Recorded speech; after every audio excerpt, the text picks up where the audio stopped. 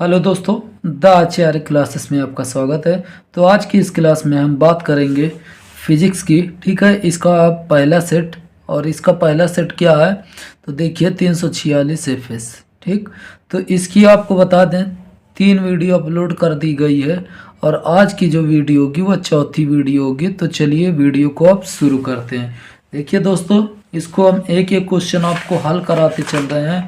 तो आज का जो क्वेश्चन है वो क्वेश्चन नंबर, अगर आप देखें तो क्वेश्चन नंबर 8। ठीक है, सेकंड लास्ट क्वेश्चन है। तो यहाँ पे आज हम लोग आपको क्वेश्चन बताएंगे चुंबकत्व का परमाणुविक मॉडल क्या है।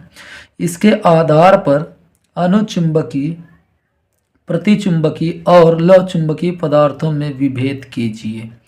प्रत्येक का एक एक उदाहरण भी दीजिए। ठीक है, तो ये क्वेश्चन है और इसका चलिए अब आंसर आपको हम बताते हैं और इसको आपको समझाते हैं। तो देखिए इसका आंसर जो होगा वो देखिए आप।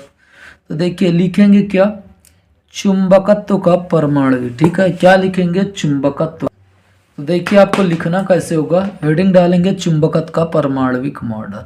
ठीक है, उसके बाद यहाँ पे आप लिखेंगे, देखिए चुंबकत्व के परमाणु। ठीक है, चुंबकत्व के परमाणु मॉडल के अनुसार या परमाणुविक मॉडल के अनुसार प्रत्येक परमाणु एक छोटे चुंबक की तरह व्यवहार करता है।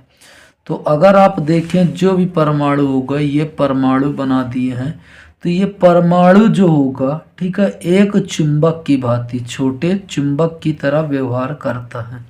ठीक, अब क्यों करता है, रीजन क्या है, तो उसका आगे आप लोग समझेंगे। प्रत्येक परमाणु के केंद्र पर एक धनावेशित नाभिक होता है। ठीक है, ये देखिए एक परमाणु है और परमाणु के मध्य में एक नाभिक होता है। ठीक है, नाभिक होता है जिसके चारों ओर कक्षीय परिक्रमण करता हुआ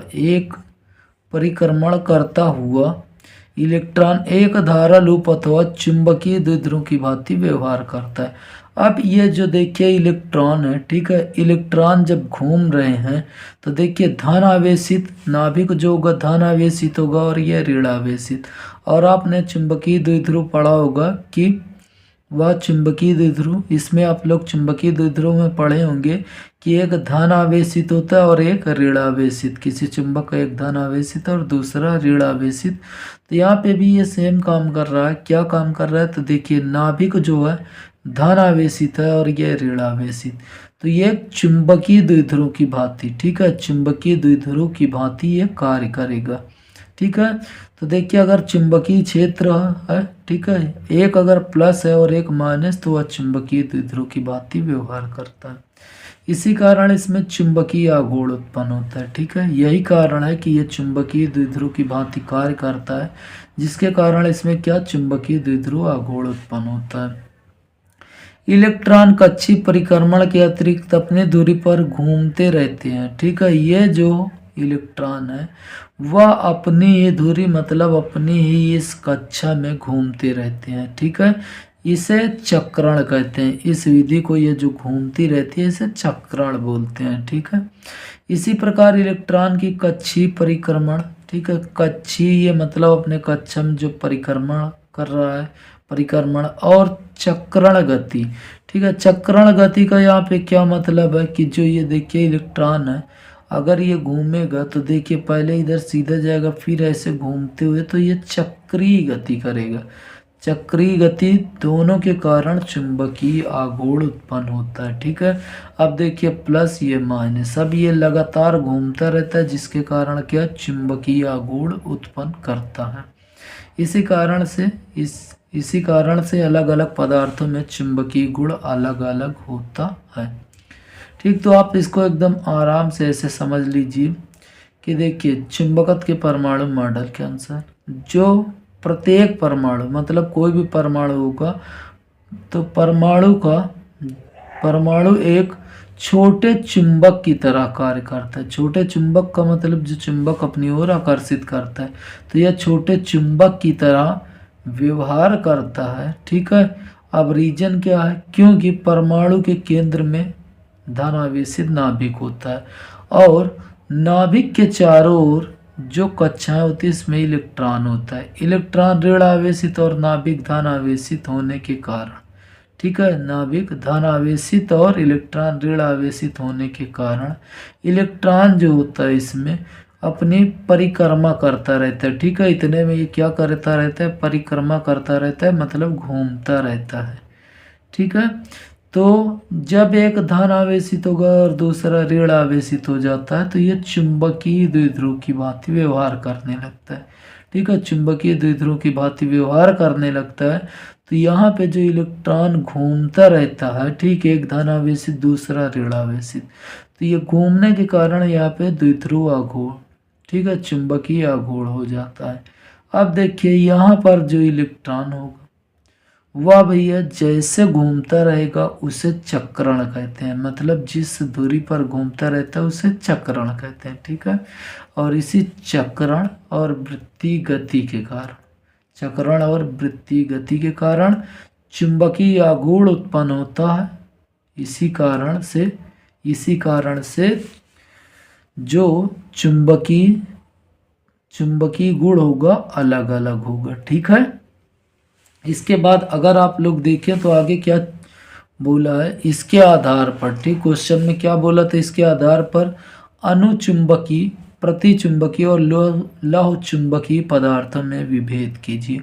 मतलब यहाँ पे आपसे अंतर पूछा है, ठीक है, और एक एक उदाहरण भी देना है।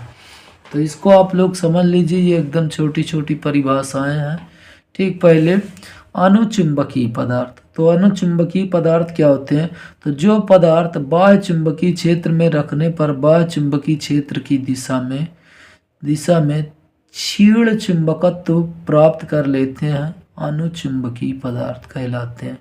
यहाँ पे अगर ये समझ लीजिए एक चुंबक है, ठीक है, चुंबक है, तो अगर यहाँ पे हम ये मान लीजिए कोई चुंबकीय पदार्थ रख दिए और यह इसी के दिशा में एकदम हल्का से, ठीक है, एकदम हल्का से चुंबकित हो जाए, अपनी ओर आकर्षित हो जाएगा, तो उसी को बोलते हैं अनुचुंबकीय पदार्थ, ठीक है।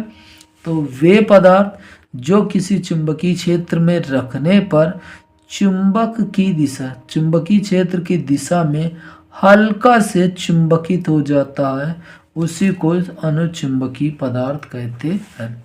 तो देखिए जो पदार्थ बाह्य चुंबकीय क्षेत्र में रखने पर बाह्य चुंबकीय क्षेत्र की दिशा में क्षीण चुंबकत्व प्राप्त कर लेते हैं, अनुचुंबकीय पदार्थ कहलाते हैं। इसका एग्जाम्पल जो होगा जैसे एल्यूमिनियम, सोडियम, प्लेटिनम, मैग्नीज आदि, ठीक है, ये सभी अनुचुंबकीय पदार्थ के उदाहरण हैं, ठीक। अगला क्वेश्चन क्या है, प्रतिचुंबकीय का मतलब यहाँ पे अनुचुंबकीय का मतलब उसी दिशा में होता है और प्रतिचुंबकीय का मतलब होता है विपरीत दिशा में। तो आप इसी से परिभाषा बना सकते हैं, जो पदार्थ बाह्य चुंबकीय क्षेत्र में रखने पर चुंबकीय क्षेत्र की दिशा के विपरीत, ठीक है, दिशा के विपरीत में चुंबकत्व प्राप्त कर लेते हैं, उन्हें प्रतिचुंबकीय कहेंगे। तो देखिए जो पदार्थ बाह्य चुंबकीय क्षेत्र में रखने पर चुंबकीय क्षेत्र की विपरीत दिशा में मामूली से चुंबकित हो जाते हैं, ठीक, मामूली से मतलब एकदम हल्के से क्या हो जाते हैं, प्रतिकर्षित हो जाते हैं, तो उसे प्रतिचुंबकीय पदार्थ कहते हैं, ठीक है। बहुत हल्का से होगा, तो यहाँ पे जैसे तांबा, सोना, चांदी, पारा, जिंक आदि, ठीक है। तो ये इसके एग्जाम्पल थे प्रतिचुंबकीय। अनुचुंबकीय का मतलब उसी दिशा में हल्का से आकर्षित हो, प्रतिचुंबकीय का मतलब होता है चुंबकीय क्षेत्र के विपरीत दिशा में हल्का से प्रतिकर्षित हो, ठीक है। और उसके बाद देखिए लौह चुंबकीय का मतलब यह तेजी से चुंबकीय क्षेत्र की दिशा में आकर्षित हो, ठीक है। तो इसकी परिभाषा भी आप देख लीजिए, जो पदार्थ चुंबकीय क्षेत्र में रखने पर चुंबकीय क्षेत्र की ही दिशा में प्रबल चुंबकित हो जाते हैं, लौह चुंबकीय पदार्थ कहलाते हैं, जैसे लोहा, निकिल, कोबाल्ट, ठीक है। ये सभी ऐसे पदार्थ हैं जिसको चुंबक के पास रखने पर यह बहुत तेजी गति से आकर्षित हो जाते हैं, ठीक है। तो ये देख सकते हैं तीनों परिभाषाएं पूछी थी और इसका एग्जाम्पल तो मैंने ये बता दिया, और यहाँ पे पूछा था चुंबकत्व का परमाणविक मॉडल, ठीक है। तो दोस्तों आज की वीडियो यहीं तक इसे रखते हैं, फिर इसके बाद एक क्वेश्चन बचा है उसे एक वीडियो में समाप्त कर देंगे। और आप इसी प्रकार पढ़ना चाहते हैं और आप नोट्स के साथ, तो प्लीज़ इस चैनल को लाइक कीजिए, सब्सक्राइब कीजिए और अपने दोस्तों के साथ ज़्यादा से ज़्यादा शेयर कीजिए। तो दोस्तों फिर मिलेंगे इसके अगले क्वेश्चन के साथ, तब तक के लिए दोस्तों जय हिंद, जय भारत।